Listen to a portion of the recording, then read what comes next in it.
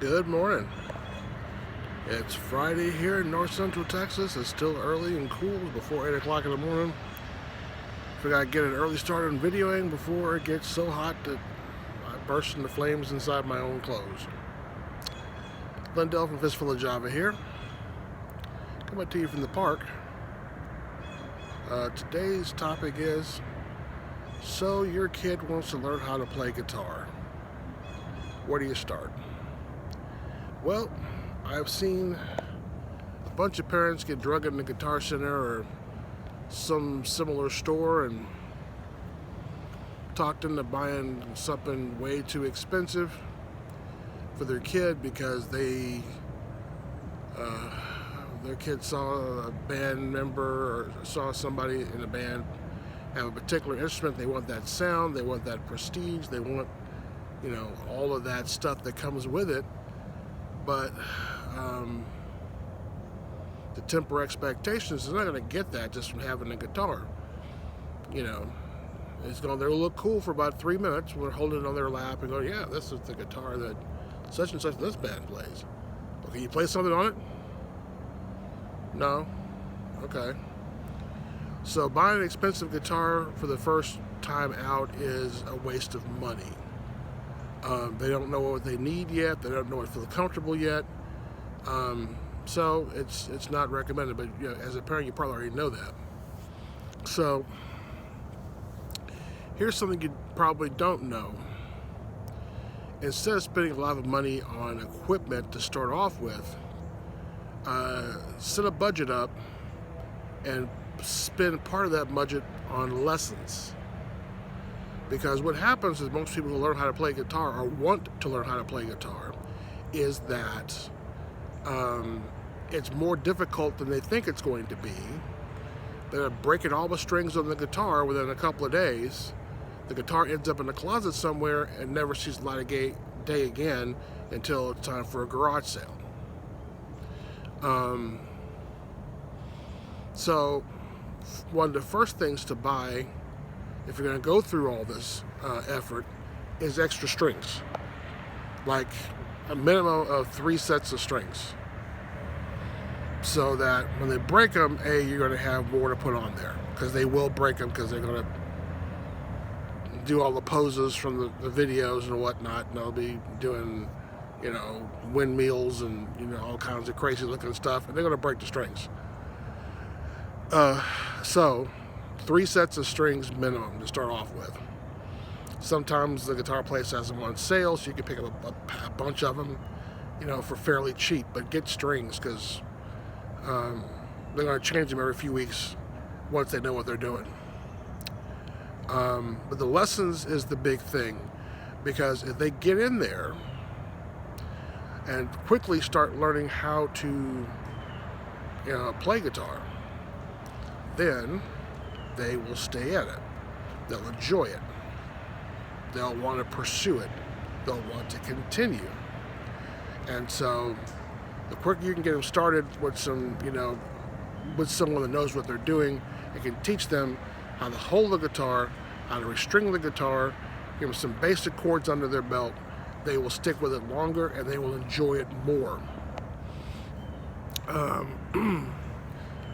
So cheap guitar to start off with is perfectly fine until they figure out what they want, which is going to take them a while to figure that out. So get used to the idea of them trading their guitar off every so often. As they learn more about the instrument, what they like and don't like, it's just going to happen. It's just going to happen. Where I suggest, though, if something that probably is important for your sanity is the amp. The part that makes the actual noise, or electric guitar in particular. Don't just buy the little cheapy kit they have that's like a guitar and amp put together.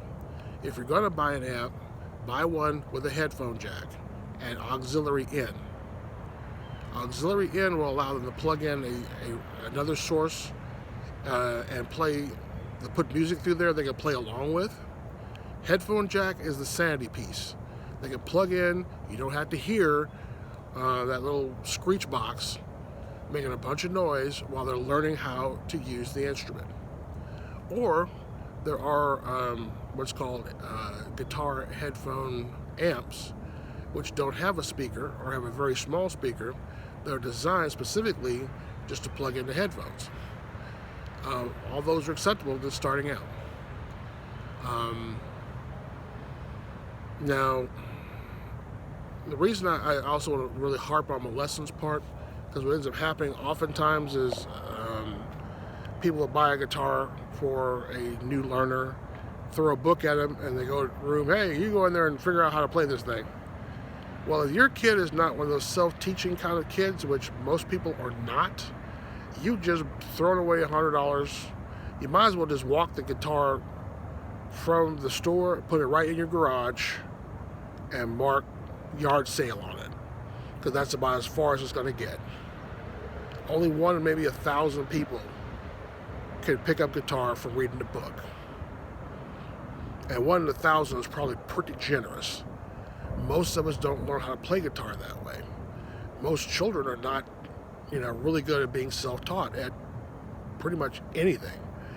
So, do yourself a favor. If you really are, if they seem like they're even a little bit serious about it, get them a few lessons. If it's fun for them, they'll continue. If not, of course, you don't have a lot of money. The good thing too about buying an amp that has, the auxiliary in and a headphone switch, as it's usually a little better amp.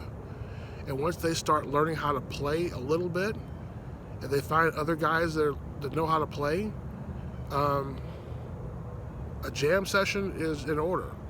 And that is probably one of the most looked for, looked after fun things that guitar players have, is sitting around with other guys who know how to play and just kind of fooling around a little bit. It's enjoyable, it's fun, it's camaraderie, and that's the kind of thing that keeps guitar players going. So, again, this is just, the opinion of a guitar player who's, done it for 25 years or more. If it's fun for them, they'll stick with it.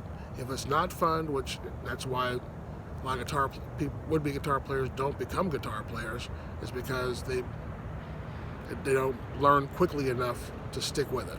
So, that's all I've got for this morning. Y'all have a good day. Until next time.